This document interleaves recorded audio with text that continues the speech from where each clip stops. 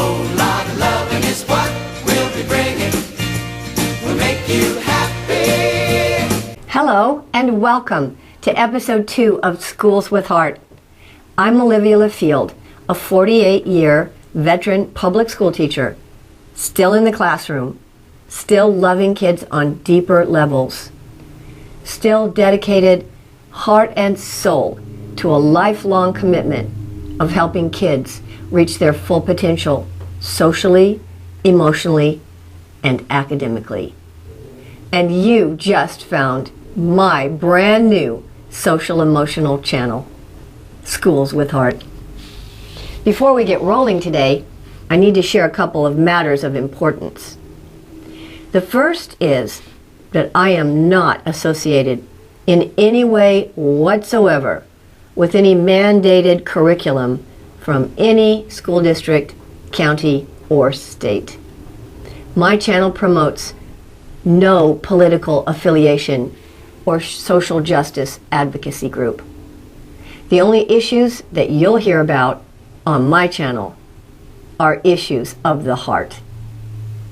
Also, if you haven't watched the introductory first 2 episodes, and you're serious, and I mean serious, about learning everything you can about social emotional learning, then you really must watch those videos first.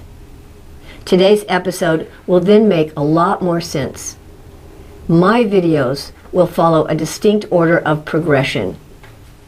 Now, with that out of the way, back to Schools with Heart. That's what we want, right? Schools that are heart-centered.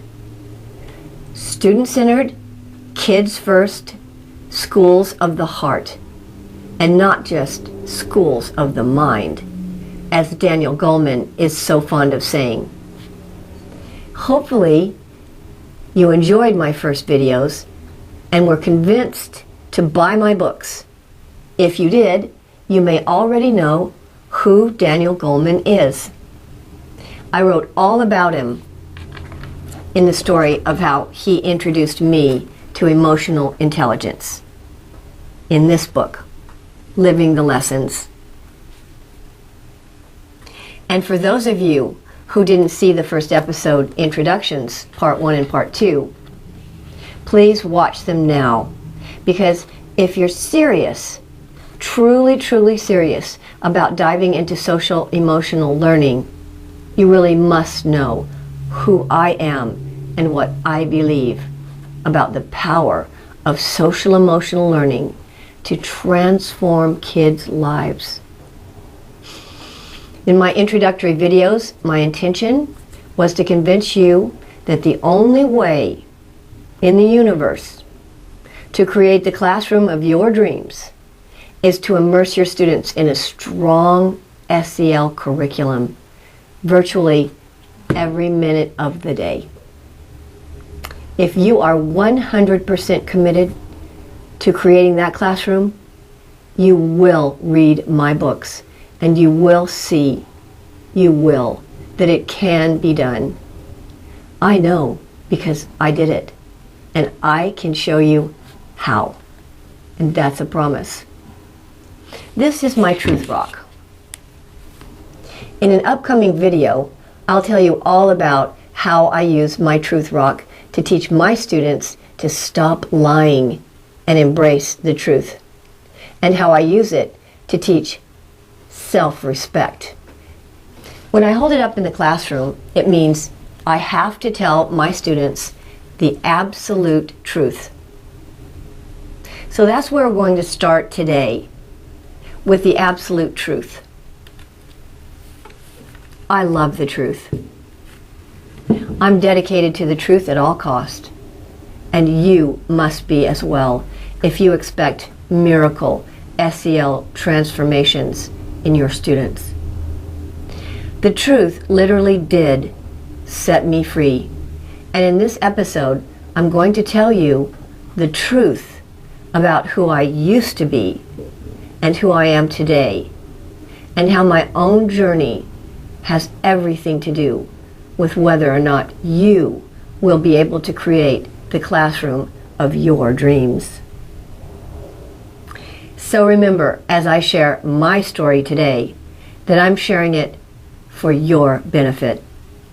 It's imperative that as I tell my story, you reflect on your own story, on how well you're learning to love your most challenging, most difficult students. Notice that I said learning to love. Please take the word learning literally. You can learn to love the ones who push you to the limit, the ones who seem to take supreme joy out of pushing your buttons. Believe me when I tell you that I always didn't love my students as I do today. I had to learn. And that's what this video is about. I can show you every SEL trick in the book. But the bottom line is really all about you. All about your heart. All about how well you have, or haven't, learned to love. You see, no curriculum, no matter how magnificent, will ever create the stage for miracles to unfold unless that classroom is firmly founded upon and guided by the transformative power of love. Our greatest task, our greatest lesson on this earth is learning to love. And the only question that really matters as we leave this earth is how well did we learn to love? The story that I'm now going to share is all about my journey of learning to love. And it goes way back, all the way back to unresolved childhood issues that left me feeling that I was never good enough and never smart enough. To narrow it down, I didn't learn to love myself as a child. It was a classic case of need for approval. I was all about me, and my unresolved woundedness ultimately destroyed 2 marriages. That was my story for the first 20 years in the classroom. And then my life fell apart. I vividly remember telling a doctor that I had hit a big wall that I could not get over. I took a leave of absence from teaching, and honestly, I didn't know if I would ever teach again. It was my dark night of the soul experience that turned out to be the greatest blessing of my entire life. I looked into every dark corner and I owned the truth about my life. Instead of making excuses, I made truth my best friend. Along with the truth, forgiveness dominated the spotlight. I forgave myself. I forgave others who had hurt me. I sought forgiveness from others. And most importantly, God showed me in a dream that He had forgiven me. Through the journey, I realized how selfish I had been all my life. I saw myself clearly for the first time, and everything began to make sense. I could wrap it all up by calling it my death to self journey. It was pride versus humility. Dissecting the truth was the hardest thing I had ever done. But with the grace of God and a brave warrior spirit, I made a commitment to spend the rest of my life learning to love and to be a blessing. I was going to make up for lost time. After a few months, I was ready to go back to school. It was April, and my students were so happy to see me. Little did they know that their teacher was brand new, a new creation in the truest sense. Those last couple months of that school year, I worked heart and soul to create the classroom of my dreams. For the first time, I knew it was possible. Because I realized that the missing piece all those prior years had been my limited ability, and that's putting it mildly, my extremely limited ability to love those, well, let's just call them those difficult challenges. You understand. The next fall, my limited love was seriously tested by two boys. I call them my two Joshes. They were best friends who had ended up in my morning core class together. Without going into detail, I'll just say here that within minutes, I wanted them out of my class. More than a minor disturbance, they were a nonstop disruption to a peaceful learning environment. I went to the counselor right away and asked for them to be split up, to put one in my afternoon class and keep one in the morning. At least then they wouldn't have each other to feed off. I can't remember what her excuse was, but she refused to separate them. I soon realized how that refusal would turn out to be one of the greatest blessings of my life. There I was, trying so hard to love my students as never before, and stuck with two boys I just could not stand. And that is the truth. I wanted them gone. It was, in my mind, an impossible situation, and I was desperate. Then came the miracle turning point. One night, I remember crying out to God about how they were ruining the class and how I couldn't possibly love them with my own limited heart. And I remember that night asking God to put His love in my heart for them. I prayed that I could love them with His love, because my own limited love was just not enough. It was the very first time I had ever turned to God for help with a student. The miracle turning point came the very next day. I'll never forget walking toward my classroom that morning before school started, and the two of them were outside the door talking. Suddenly, as I looked at them, instead of that feeling of dread at the very sight of them, I was flooded with love. Actually flooded with love. It was nothing less than a miracle. It was truly an answered prayer. God had poured His supernatural love into my heart for those boys, and little by little it changed everything. So, what changed? Did the boys suddenly turn into little angels? You know the answer. I changed. And the boys knew it from that morning on. Suddenly, I could actually smile at them, and I wasn't so impatient. The power struggles ended, and they were more willing to comply.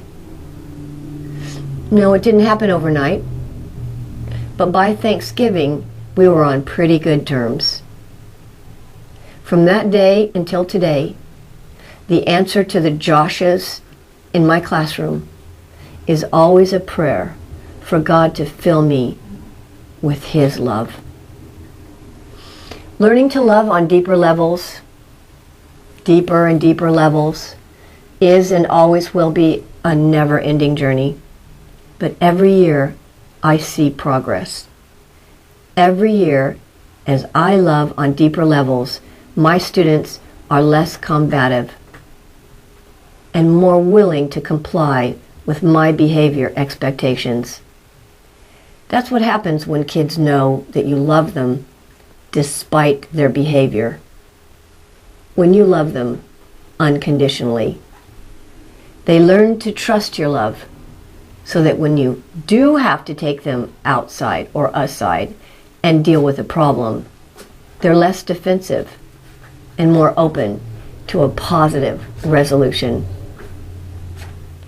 Does love always win?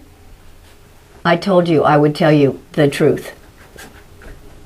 And the sad truth is that sometimes, no matter how well you love, it isn't enough.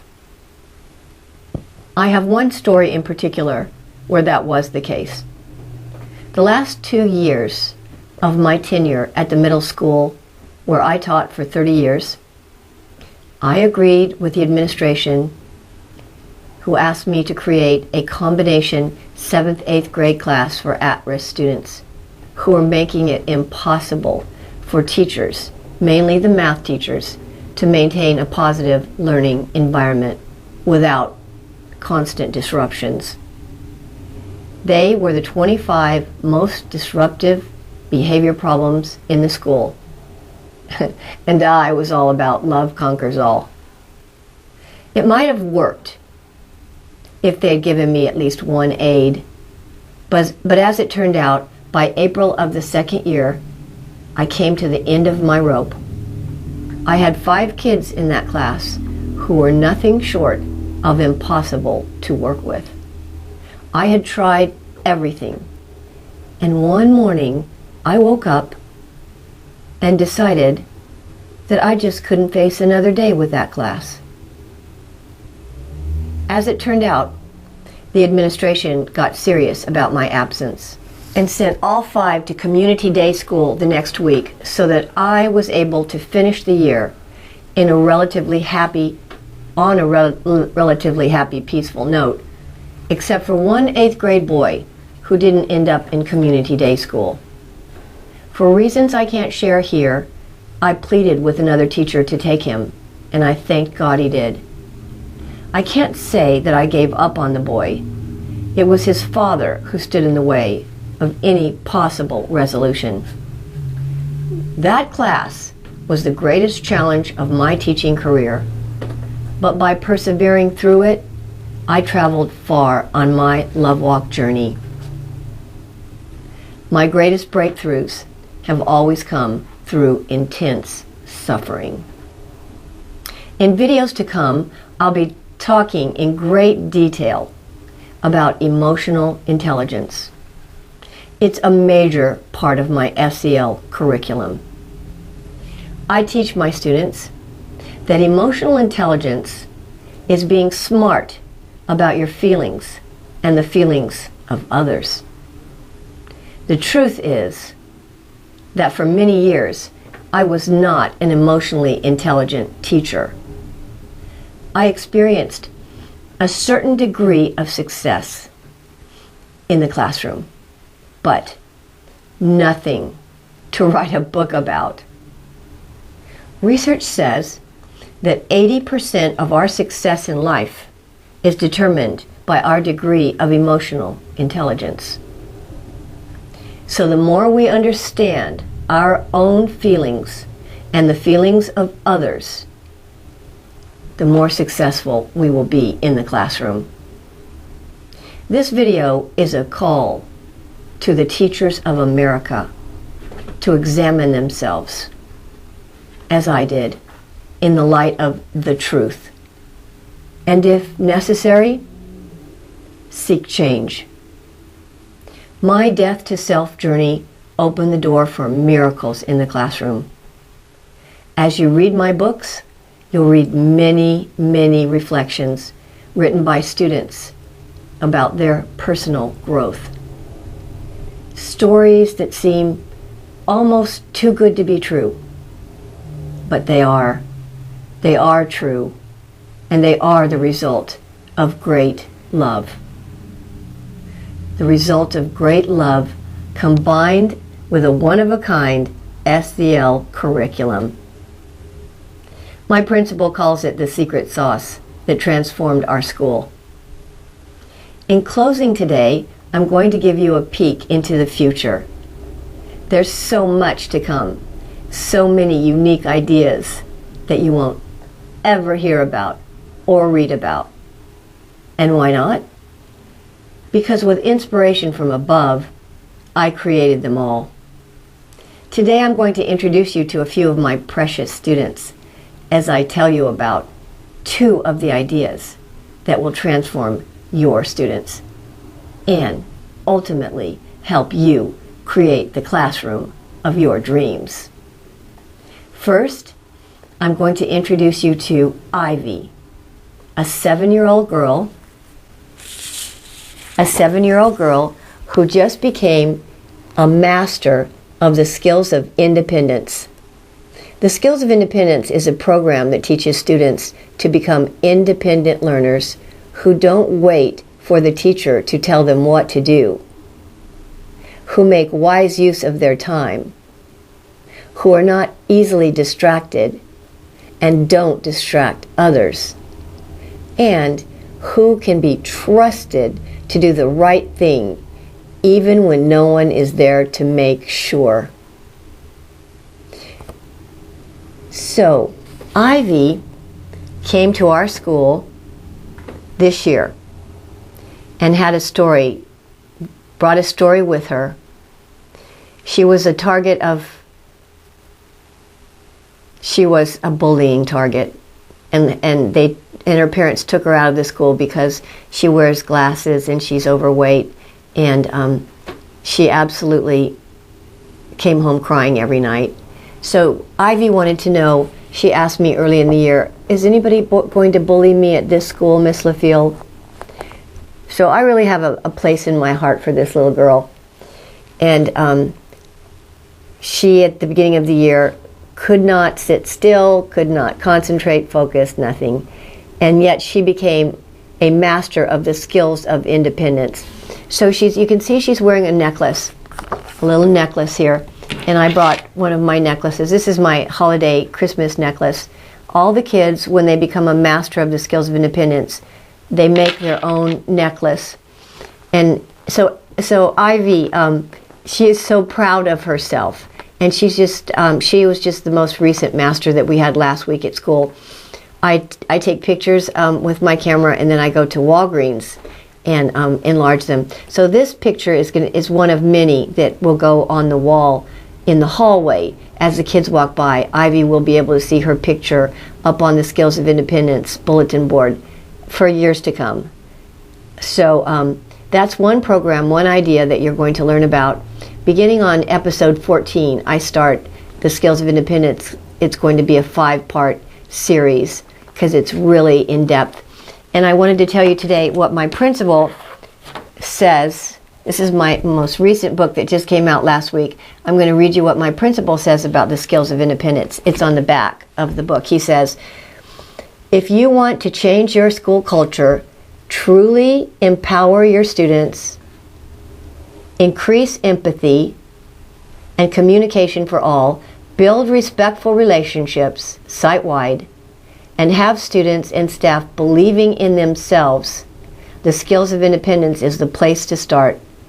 The skills give students the tools they need to create their own success socially, emotionally, and academically. So when I first went to the school where I am, this is my 3rd year where I am, that was the first thing that I introduced was the Skills of Independence. And I am believing for thousands and thousands of teachers to adopt the skills for their own classroom. The second thing I want to share with you is a program called Valued Employee that's a career focus.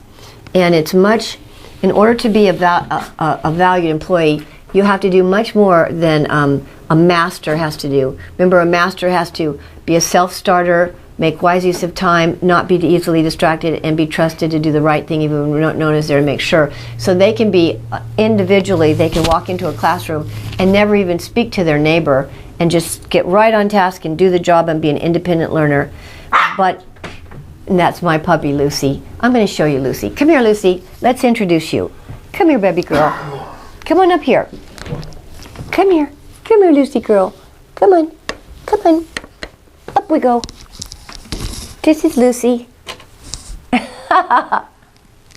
She's a little Maltese. Lucy's 7 months old.